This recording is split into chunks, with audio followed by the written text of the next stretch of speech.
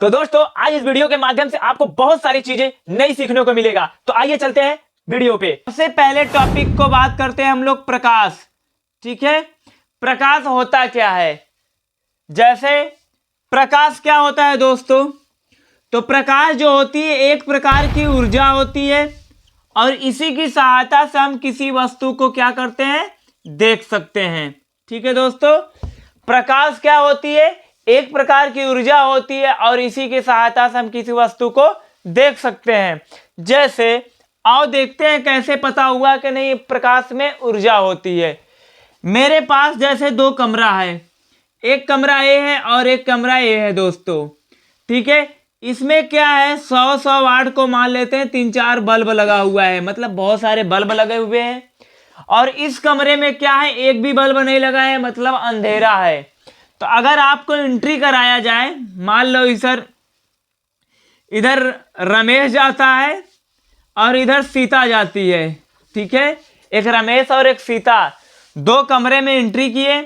रमेश इस कमरे में किया जिसमें क्या है कई बल्ब लगे हुए हैं। तो रमेश को कैसा महसूस होगा, गर्मी महसूस होगा, क्योंकि देखो इसमें क्या है लाइट जल रही है, लाइट मतलब प्रकाश है, तो उसमें क्या है गर्मी महसूस हो रही है। तो हम कह सकते हैं प्रकाश में ऊर्जा होती है। जबकि बात करते हैं सीता जिस कमरे में जा रही है उसमें क्या है पूरा अंधेरा है, तो उसमें उतना गर्मी नहीं समझ में आएगा जितना कि इस बल्ब वाले कमरे में। तो दोस्तों इससे हम प्रूव कर सकते हैं कि प्रकाश में क्या होती है, ऊर्जा होती है। ठीक है, किसी भी चीज को प्रैक्टिकली समझते चलना है हमको। इस वीडियो में समझ में आया। फिजिक्स जैसा कि मैं बार बार बोलता हूं कि फिजिक्स जो होता है कॉन्सेप्ट की सब्जेक्ट होती है। कॉन्सेप्ट क्लियर कीजिए। हमारे दैनिक जीवन में जो भी घटनाएं हो रही हैं उसको फिजिक्स के अकॉर्डिंग चलिए, फिजिक्स के अनुसार उसको देखिए कि इसमें रियल में फिजिक्स अप्लाई हो रहा है कि नहीं हो रहा है। ठीक है दोस्तों, चलो तो प्रकाश दोस्तों क्या होती है, एक प्रकार की ऊर्जा होती है और इसी की सहायता से हम किसी भी वस्तु को क्या कर सकते हैं, देख सकते हैं। ठीक है, अगला टॉपिक चलता है इसके गुण। ठीक, प्रकाश के गुण देखो, प्रकाश क्या होती है, सीधी रेखा में चलती है। कैसी चलती है दोस्तों, प्रकाश जो होती है सीधी। अच्छा ये बताओ, टार्च को जलाते हो तो टार्च की रोशनी कैसी होती है, सीधी चलती है। तो light is travel a straight line, जो प्रकाश होती है कैसे चलती है, सीधी रेखा में। दूसरा होता है दोस्तों, यह जो होता है विद्युत चुंबकीय तरंगों के रूप में गमन करता है। किस रूप में, विद्युत चुंबकीय तरंगों के रूप में दोस्तों, विद्युत चुंबकीय तरंगों के रूप में।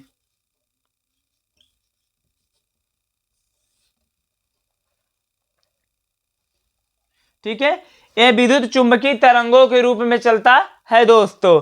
तीसरा जो होगा इसका गुण, जो प्रकाश का तीसरा गुण अगर हमें बताना है तो क्या लिखेंगे कि प्रकाश निर्वात में, मतलब प्रकाश के गमन के लिए माध्यम की आवश्यकता नहीं होती है। मतलब हवा है तब भी, नहीं है तब भी, पानी है तब भी, कांच, मतलब कुछ भी है और नहीं भी रहेगा तब भी क्या है, माध्यम है तब भी, नहीं रहेगा तब भी प्रकाश क्या होता है, गमन कर सकता है। तो हम कह सकते हैं प्रकाश के गमन के लिए माध्यम की आवश्यकता नहीं होती। प्रकाश के गमन के लिए माध्यम की आवश्यकता, ठीक है दोस्तों, प्रकाश के गमन के लिए माध्यम की आवश्यकता नहीं होती। ठीक है, अगला बता सकते हैं, जो निर्वात में या फिर बोल सकते हैं कि अलग अलग माध्यम में प्रकाश की चाल क्या होती है, अलग अलग होती है। The speed of light is different in different medium, मतलब हम कह सकते हैं कि अलग अलग माध्यम में प्रकाश की चाल अलग अलग होती है दोस्तों। तो जैसे अगर मैं बोल रहा हूं कि निर्वात में, यहां पे एक टॉपिक लिख सकते हैं कि भिन्न भिन्न माध्यमों में, भिन्न भिन्न माध्यम में प्रकाश की चाल क्या होती है दोस्तों, भिन्न भिन्न होती है। ठीक है, भिन्न भिन्न होती है, भिन्न भिन्न माध्यम में प्रकाश की चाल भिन्न भिन्न होती है। जैसे अगला नंबर कह सकते हैं पांचवा, निर्वात या वायु, बात तो एक ही होती है, यहाँ पे हम कहेंगे निर्वात या वायु। ठीक है दोस्तों, इसमें जो प्रकाश की चाल होती है निर्वात या वायु में जो प्रकाश होती है उसकी चाल क्या होगी दोस्तों? तो निर्वात या वायु में प्रकाश की चाल होती है 3×10⁸ मीटर प्रति सेकेंड होती है दोस्तों। अगर बात करते हैं अगला नंबर 6वां की, अगर मैं कहा जल में प्रकाश की चाल कितनी होती है? तो 2.25×10⁸ होती है। ठीक है दोस्तों, 2.25×10⁸ होती है, किसमें? जल में। अगर बात करते हैं कांच में, किसमें दोस्तों? अगला 7वां नंबर, कांच में प्रकाश की चाल क्या होगी? तो 2×10⁸ मीटर प्रति सेकेंड होती है। एक चीज ध्यान देना, अभी वीडियो का स्टार्टिंग है, आगे बहुत मजा आने वाला है। ठीक, तो दोस्तों यहां ध्यान देना, कांच में जो प्रकाश की चाल होती है 2×10⁸ मीटर प्रति सेकेंड होती है। एक चीज और ध्यान देना बच्चों, इस चीज को, ये जो वैल्यू है निर्वात में और जल में और कांच में, इन तीनों वैल्यू को आप तैयार कर लीजिएगा, क्योंकि देखो इस वैल्यू का यूज करके आगे न्यूमेरिकल को हमको सॉल्व करना है। ठीक है, एक और टॉपिक लिख दे रहा हूं प्रकाश के गुण में, यहां पे लिख दे रहा हूं इस टॉपिक को, 8वां नंबर को यहां पे लिख दे रहा हूं। ठीक है, 7 नंबर तक मैंने यहां बताया, 8वां यहां बता दे रहा हूं दोस्तों। तो दृश्य जो प्रकाश होती है, दृश्य प्रकाश की तरंग दैर्ध्य, ठीक है दोस्तों, दृश्य प्रकाश की तरंग दैर्ध्य कितनी होती है? 3900 एंगस्ट्राम से 7800 एंगस्ट्राम होती है दोस्तों। ठीक है, 3900 एंगस्ट्राम से 7800 एंगस्ट्राम होती है दृश्य प्रकाश की तरंग दैर्ध्य। तो दोस्तों ये रहा प्रकाश का गुण। हमें पूरा विश्वास है कि आपको प्रकाश का गुण तो आ ही गया होगा। आपको यहाँ पे मैंने 8 प्रकाश के गुण बताया। पहला, प्रकाश कैसे चलता है? सीधी रेखा में चलता है। दूसरा, विद्युत चुंबकीय तरंगों में प्रकाश के गमन के लिए माध्यम की आवश्यकता नहीं होती। भिन्न भिन्न माध्यमों में प्रकाश की चाल भिन्न भिन्न होती है। निर्वात में प्रकाश की चाल 3×10⁸ मीटर प्रति सेकेंड होती है, और जल में कितना होती है दोस्तों? तो 2.25×10⁸ होती है। अगर पूछा जाए कांच में, तो कांच में 2×10⁸। अगर देखो जल, निर्वात या फिर बोल सकते हैं वायु, जल और कांच में सबसे ज्यादा किसमें होगी? वायु में, फिर जल में, फिर कांच में। मतलब इन तीनों के कंपेयर में कांच में प्रकाश की चाल सबसे कम होती है। और ध्यान देना दोस्तों, दृश्य प्रकाश की वेवलेंथ कितनी होती है? तरंग दैर्ध्य, तो 3900 एंगस्ट्राम से 7800 एंगस्ट्राम होती है। ठीक है दोस्तों, ध्यान देना। अब आगे क्या होगा? प्रकाशिक माध्यम। तो प्रकाश जिस माध्यम से होकर गुजरता है,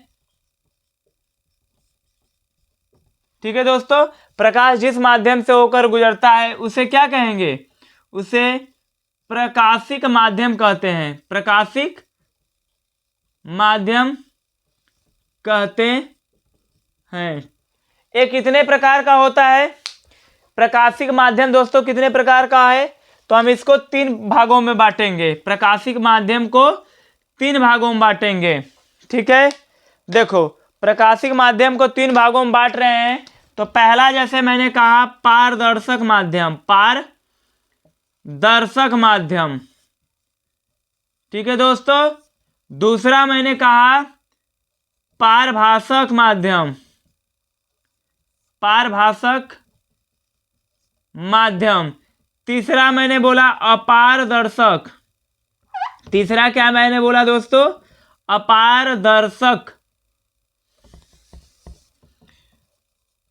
अपारदर्शक माध्यम। ठीक है, पहला हमने क्या बताया? प्रकाशिक माध्यम क्या होता है? देखो, जहां से जिस माध्यम से होकर प्रकाश जाएगा वो माध्यम क्या हो गया? प्रकाशिक माध्यम। कितने प्रकार से होंगे? 3 प्रकार के। पहला पारदर्शक माध्यम, पारभाषक माध्यम, अपारदर्शक माध्यम।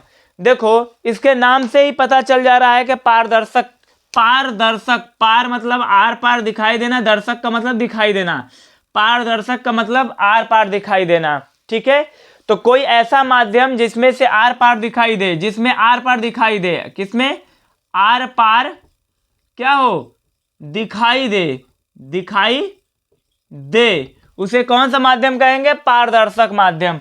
जैसे दोस्तों इसका एग्जाम्पल आपको याद होना चाहिए, ठीक है। जैसे बताओ इसमें यहां से और आपके बीच में, ये हमारे बीच में क्या है, हवा एक मीडियम है, तो हवा क्या हुआ, हवा जो हुआ वायु, वायु कैसा माध्यम हुआ दोस्तों, पारदर्शक माध्यम, ठीक है, पारदर्शक माध्यम। साफ कांच, जैसे गाड़ी वगैरह होती है ना, तो उसके शीशा, आगे का जो शीशा होता है मेन शीशा, तो शीशा के सामने से हम क्या करते हैं, आगे रोड पे कोई भी चीज जा रही है तो उसको देख लेते हैं ना शीशा के अंदर में से, तो मतलब शीशा क्या है, साफ कांच, कांच बोल सकते हैं, कांच, साफ कांच या कांच, ये भी कैसा माध्यम होगा, पारदर्शक। या फिर बोल सकते हैं साफ जल, क्या, साफ जल, ठीक है, एक ऐसा माध्यम होगा पारदर्शक। देखो जैसे मेरे पास क्या है दोस्तों, ये जल है, इसमें है ना, इसमें देखो जल है, तो ये जल कैसा है, साफ जल है, इसमें जो वाटर दिख रहा है ना, इसमें पूरा कोई भी चीज डालूंगा तो उसमें दिखेगा, जैसे यहाँ पे मार्कर मैंने डाला तो इसमें दिख रहा है, दिख रहा है मतलब क्या हो, प्रकाश इसमें आर पार हो रही है। तो जहां पे दोस्तों प्रकाश आर पार होगी उस माध्यम को हम बोलते हैं पारदर्शक माध्यम, ठीक है, समझ में आया। इसी प्रकार इसमें देखो पारभाषक माध्यम क्या होगा, इसका एग्जाम्पल हम देखेंगे। इसमें देखो प्रकाश आर पार होगी लेकिन बहुत कम होती है, पूरी पूरी नहीं होती है, इसलिए इस माध्यम को क्या होती, इसमें थोड़ा कम होती है, क्या होगी, कम होगी, आर पार होगी लेकिन क्या होगी, कम आर पार होगी, तो इसे पारभाषक माध्यम कहते हैं। जैसे जैसे घिसा हुआ कांच, घिसा हुआ कांच, अगर मान लो गाड़ी का शीशा है आगे, उसको पत्थर से लेकर खरोच दो पूरा, तो आगे की कोई चीज बहुत अच्छे से दिखाई देगी, नहीं देगी, मतलब क्या हुआ, पार आर पार जो प्रकाश हो रही है होगी लेकिन कम होगी, ठीक है। अगला एग्जाम्पल देना होगा तो हम बोल सकते हैं गंदा जल, जो जल होगा वो अगर गंदा है, जैसे देखो इन दोनों के कंपेयर में देखो, ये दोनों जल है यहाँ पे, तो किसमें लग रहा है कि गंदा जल, इसमें किसमें क्लीन पूरा अच्छे से नहीं दिखाई दे रहा है, इस वाले में अच्छे से नहीं दिखाई दे रहा है, तो इसको हम दोस्तों क्या बोल सकते हैं, एक ऐसा माध्यम है, पारभाषक माध्यम है, ठीक है। अगर आपसे पूछा जाएगा कि एक ऐसा माध्यम है, पारभाषक माध्यम है, अगर इसको पूछा जाएगा एक ऐसा माध्यम है साफ जल, तो ये पारदर्शक माध्यम है, ठीक है दोस्तों। चलिए आगे बात करते हैं। इसमें एक और एग्जाम्पल हो सकता है तेल लगा कागज, तेल लगा हुआ कागज, ठीक है।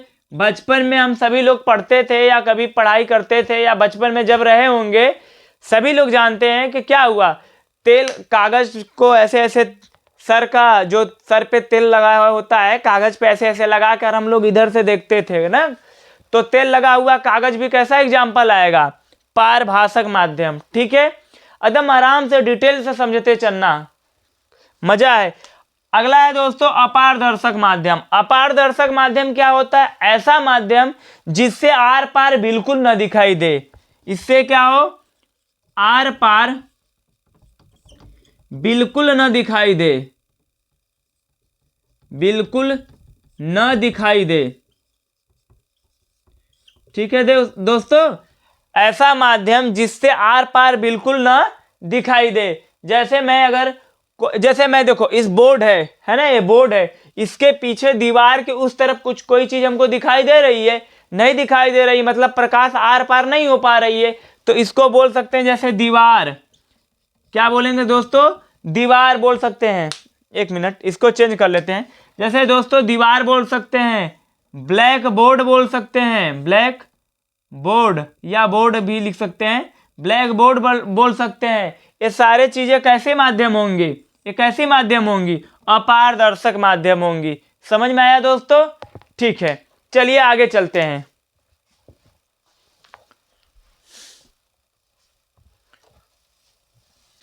अगला हेडिंग है दोस्तों प्रकाश पुंज।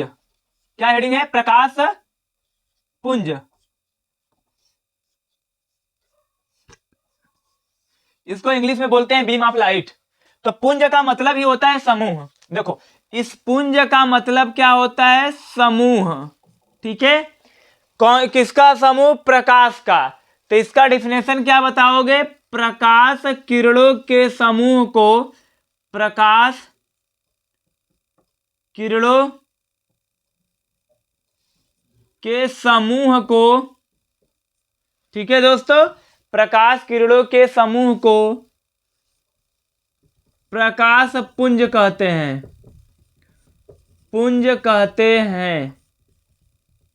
ठीक है, समझ में आया? प्रकाश किरणों के समूह को प्रकाश पुंज कहते हैं। अब इसको भी हम दोस्तों 3 भागों में बांट रहे हैं। कितने भागों में बांट रहे हैं? इसको भी हम 3 भागों में बांट रहे हैं। जैसे पहला देखो, पहला जैसे मैंने कहा अभिसारी प्रकाश, अभिसारी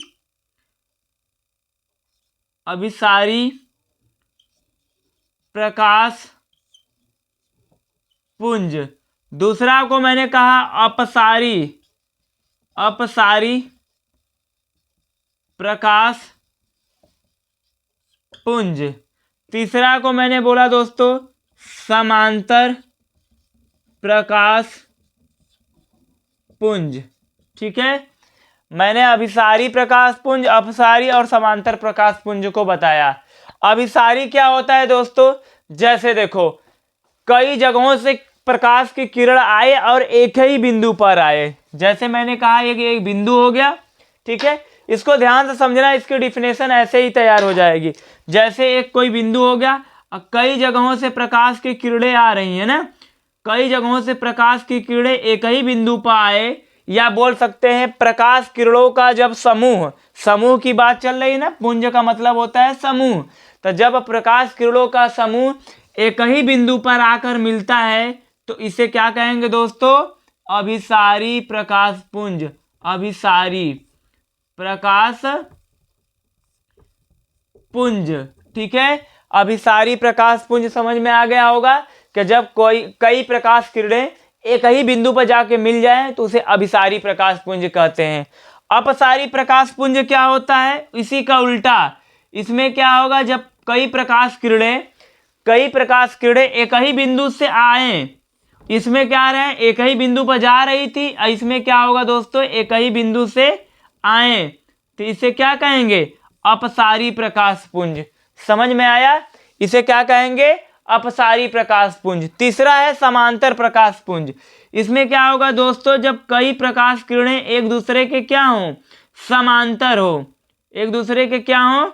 समांतर हो दोस्तों, तो इसे बोलेंगे समांतर प्रकाश पुंज। समझ में आ गया?